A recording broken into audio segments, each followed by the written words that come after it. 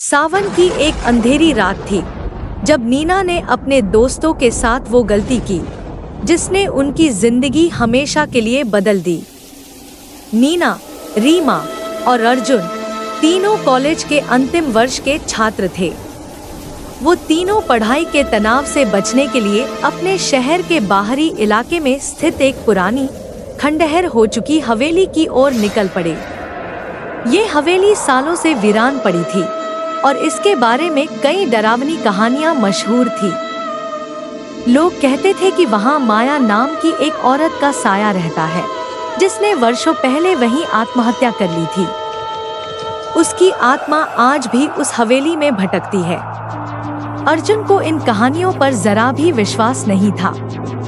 वो हमेशा नीना और रीमा को चिढ़ाता कि ये सब बस पुराने ज़माने की बातें हैं जिनमें कोई सच्चाई नहीं है।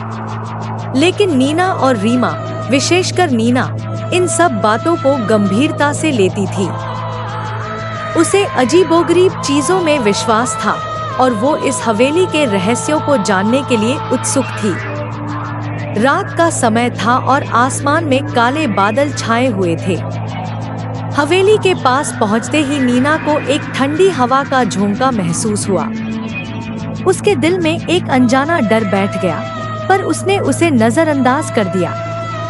तीनों दोस्तों ने हवेली के टूटे फाटक को पार किया और भीतर घुस गए। हवेली के अंदर चारों ओर धूल जमी थी, दीवारों पर काले निशान थे और छत से जाले लटक रहे थे। हवेली का वातावरण भयानक था।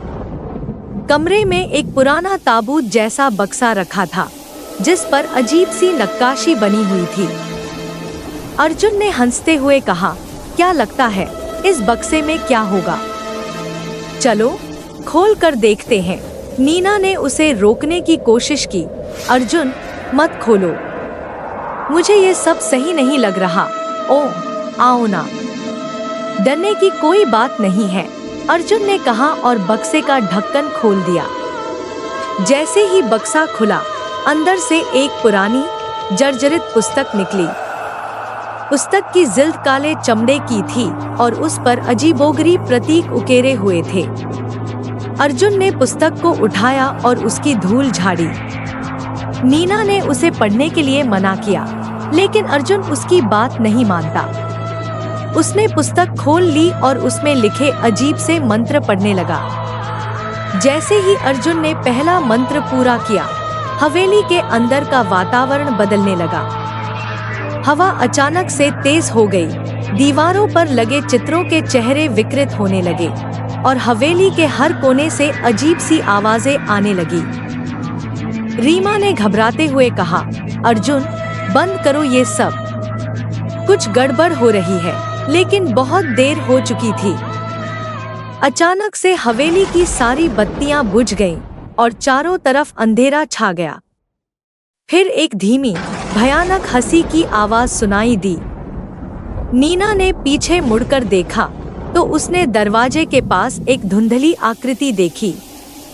वो आकृति धीरे धीरे उनके पास आ रही थी। नीना का दिल तेजी से धड़कने लगा। वो समझ गई थी कि ये वही माया की आत्मा है जिसकी कहानियां उसने बचपन से सुनी थी। उसने अर्जुन और रीमा को खींचकर वहां से भागने की कोशिश की, लेकिन तब तक वो साया उनके बिल्कुल पास आ चुका था। अर्जुन ने हिम्मत जुटाकर उस साये को रोकने की कोशिश की, लेकिन उसके हाथ उस साये से आर पार हो गए जैसे वो धुआं हो। साये ने अर्जुन की ओर देखा और अचानक उसकी आंखें खून की तरह लाल हो गईं। अर्जुन के चेहरे पर एक डरावनी मुस्कान फैल गई और उसकी आंखों से खून की धाराएं बहने लगी। उसने एक जोरदार चीख मारी और वहीं गिर पड़ा। नीना और रीमा ने ये सब देखा और बुरी तरह से डर गईं। नीना ने रीमा का हाथ पकड़ा और उसे लेकर भागने लगी, लेकिन वो जितना भागती, हवेली का रास्ता उतना ही उलझता जाता। ऐसा लग रहा था जैसे हवेली उन्हें कैद करने पर आमादा हो। चारों ओर से उस भयानक हंसी की आवाजें सुनाई दे रही थी। नीना की सांसें तेज हो रही थी। उसने सोचा, हमें इस हवेली से बाहर निकलना होगा, वरना हम भी अर्जुन की तरह मारे जाएंगे। लेकिन हवेली का मुख्य द्वार जैसे कहीं गायब हो गया था। उन्हें हर तरफ सिर्फ दीवारें और अंधेरे कमरे दिखाई दे रहे थे। अचानक रीमा का हाथ नीना के हाथ से छूट गया। नीना ने पीछे मुड़कर देखा तो रीमा कहीं नहीं थी। नीना चीखने लगी, रीमा, कहाँ हो तुम? लेकिन जवाब में सिर्फ सन्नाटा था। नीना अब पूरी तरह से अकेली थी। वो जानती थी कि अगर उसने कुछ नहीं किया तो वो भी इस हवेली में फंस जाएगी, हमेशा के लिए। उसने पुस्तक की ओर देखा जो अर्जुन के गिरने से वहीं जमीन पर पड़ी थी। उसके दिमाग में एक ख्याल आया, शायद अगर वो मंत्र को उल्टा पढ़े तो इस साये से छुटकारा मिल सकता है। हिम्मत जुटाते हुए उसने पुस्तक उठाई और उस मंत्र को उल्टा पढ़ना शुरू किया। जैसे ही उसने मंत्र पढ़ना शुरू किया, हवेली के अंदर का वातावरण और भी भयावह हो गया। दीवारों से खून टपकने लगा और हवा में चीखें गूंजने लगी। लेकिन नीना ने हार नहीं मानी। उसने आखिरी शब्द पूरा किया और अचानक हवेली में एक जोरदार धमाका हुआ। उसके बाद सब कुछ शांत हो गया।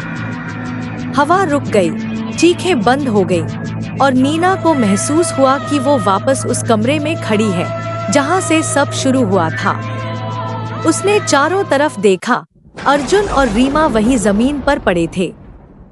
लेकिन इस बार वो मरे नहीं थे। उन्होंने धीरे धीरे अपनी आंखें खोली और उठ खड़े हुए। नीना ने राहत की सांस ली। हम बच गए, अर्जुन ने कहा, और नीना ने देखा कि हवेली का मुख्य दरवाजा अब खुला हुआ था। तीनों ने बिना वक्त गवाए हवेली से बाहर निकलने का फैसला किया। जैसे ही वो बाहर निकले, सुबह की पहली किरणें फूट चुकी थी। उन्होंने पीछे मुड़कर हवेली की ओर देखा और देखा कि वो अब एक साधारण पुरानी इमारत जैसी लग रही थी। लेकिन नीना जानती थी कि वो जो कुछ भी वहां हुआ था वो सच था। वो माया का साया था जिसने उन्हें एक डरावनी सच्चाई से रूबरू कराया था। उस दिन के बाद उन्होंने कभी उस हवेली का रुख नहीं किया। लेकिन उस रात का खौफ हमेशा उनकी यादों में बसा रहा, एक ऐसी रात जिसने उनकी जिंदगी हमेशा के लिए बदल दी। और हवेली, वो अब भी वहीं खड़ी है, इंतजार करती हुई किसी और के लिए जो उसकी भयानक रहस्य को फिर से जगाने की हिम्मत करेगा।